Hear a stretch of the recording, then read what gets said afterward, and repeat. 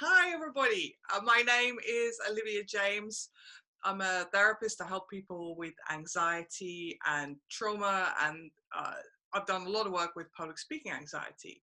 I'm here with somebody I worked with last year. So, Sacha, do you want to tell people like who you are and what you do? I always describe you as a badass. Well, I am a part-time badass. A lot of the time I spend thinking and being quite scientific. And the other half of the time I spend working on projects with migratory species. And that thankfully involves flying in a paramotor with them. So I'm known as the human swan for flying in a paramotor from Arctic Russia, 7,000 kilometers back to the UK following swan migration. So, Amazing. yeah. Amazing. And so part of that your mission of wildlife conservation requires you to get other people on board and tell people about what you do, right? Yes, and it's quite, yeah, all sorts of people. So from children to massive audiences of pretty important people, very, very different spaces. Yeah, it's critical. Part of achieving the conservation aim is speaking on behalf of whatever migratory species I am following. I get inside their head and then I have to try and tell it to people. And I'm definitely not a natural show person. I don't love attention. I wouldn't ever choose to stand on a stage. Okay, got you. And so you and I think we met at the Professional Speaking Association, didn't we?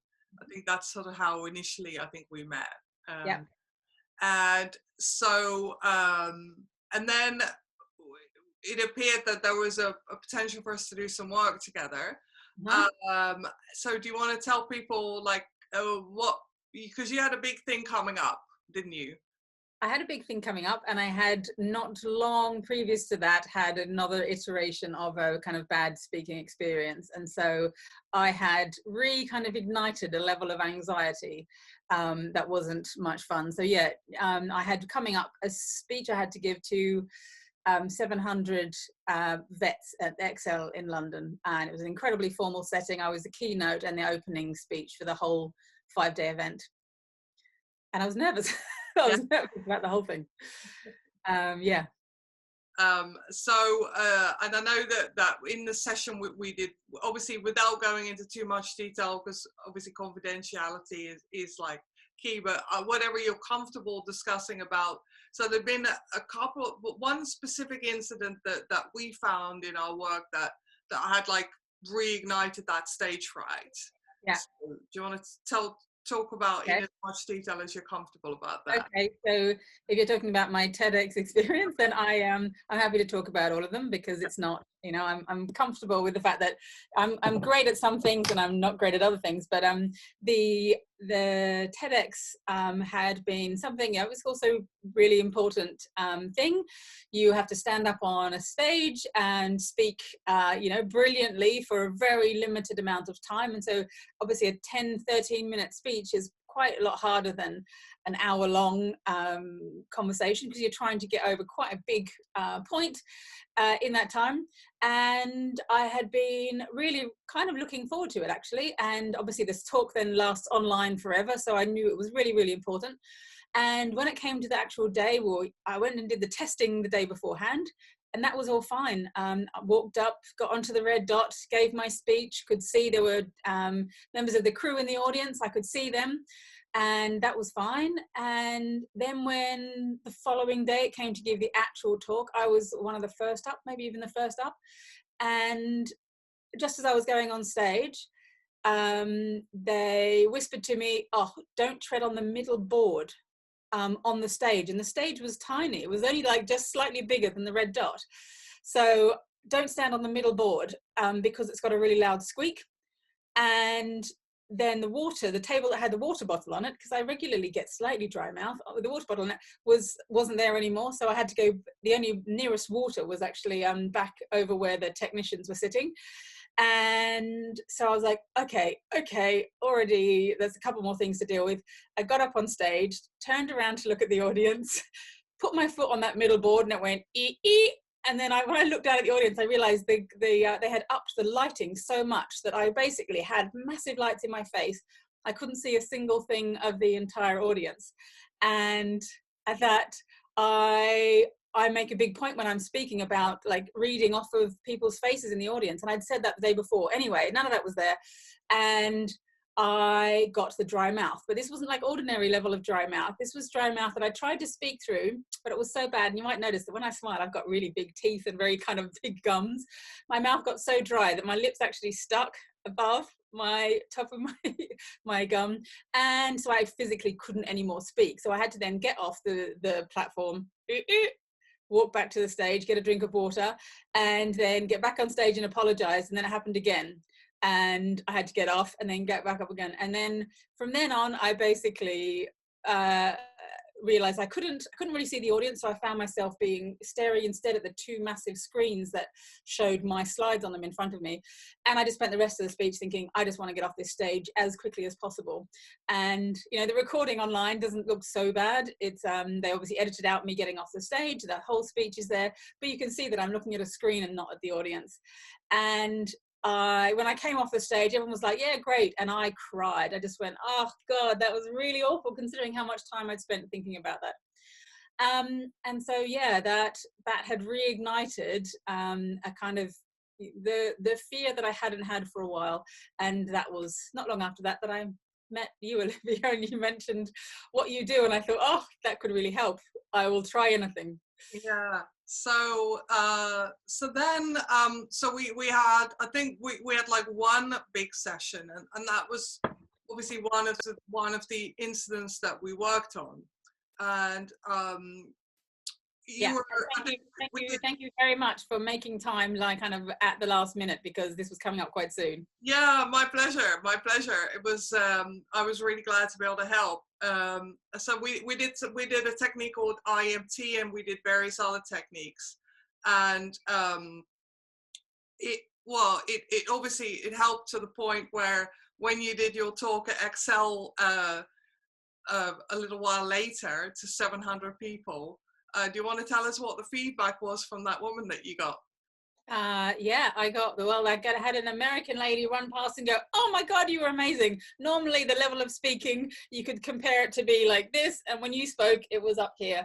And so I could, obviously it worked well.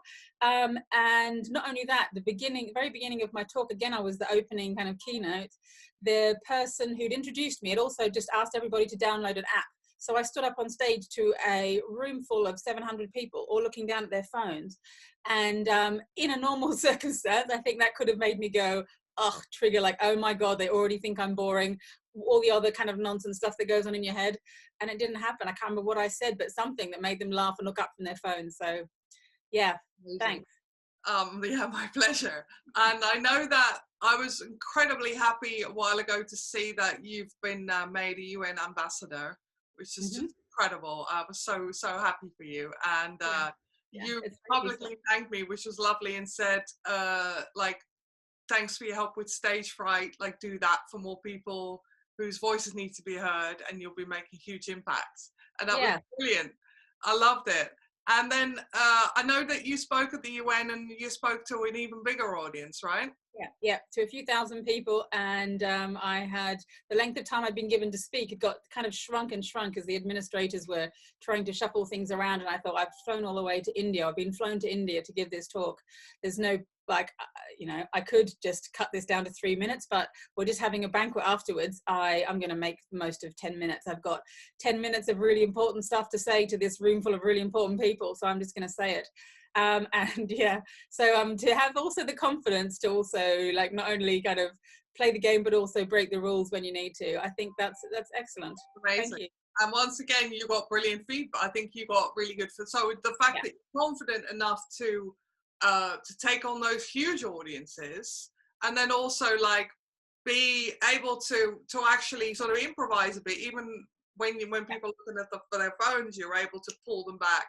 Even in India, you're able to stretch what you're able to be more, I suppose what you're being more flexible, about what you.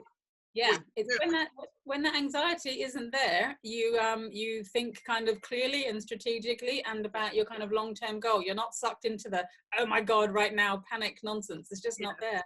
No, that's really amazing. That's really cool. Yeah. Yeah. So what was I like to work with? What was it? Was it like heavy duty therapy and really serious?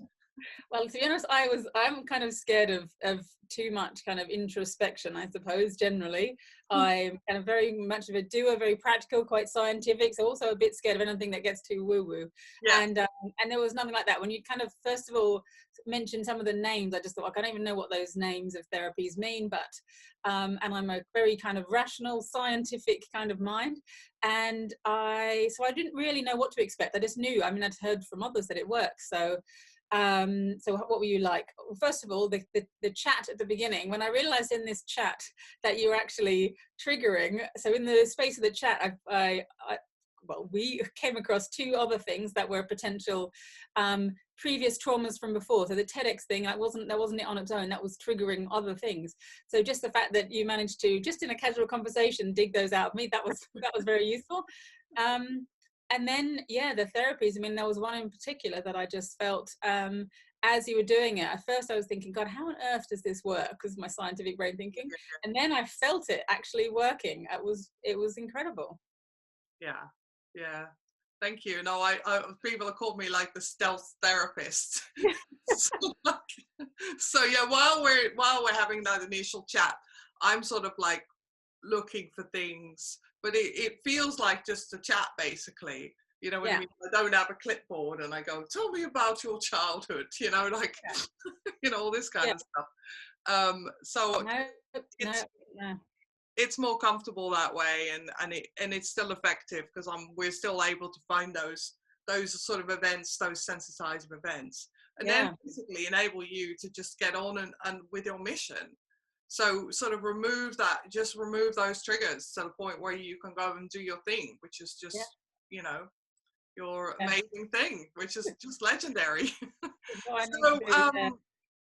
So what would you say to somebody who has an issue with like speaking anxiety or anxiety in general, about like, I mean, how, because it was quite a serious, like your trigger was quite big, but I think in the end we did like one session and then I think we did a follow up on the phone. So that was it basically. It wasn't like a big like block of 10, you know, it wasn't lots of sessions either, was it? No, no. I mean, maybe I've got a couple of other triggers. I used to have a trigger for flying, for turbulence in flight, which I kind of tackled my own way, but it took me probably 2 years. So yeah, I mean, I would say anyone who's got something, I suppose I can speak from my personal experience, and this was a particular thing that I had to do, which was kind of urgent, and had a significant level of anxiety, and nobody would normally believe it because I'm, you know, considered an adventure loving, extreme kind of sportswoman. People generally don't have much sympathy when I try and say, actually, no, you know, I might just trigger this feeling.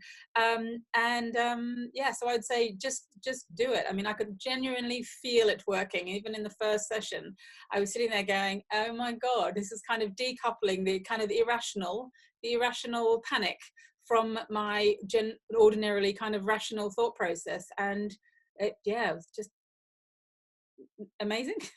Scientific magic. Yeah, wow, thank you. I love that. Thank you so much. I'll take it. Well, I'm really pleased, and thank you so much for taking the time to have a chat, and speak very soon. No worries. Thank you very much. And like I said before, do more of this and give more people a voice, and you'll be making a massive impact. Thank you so much.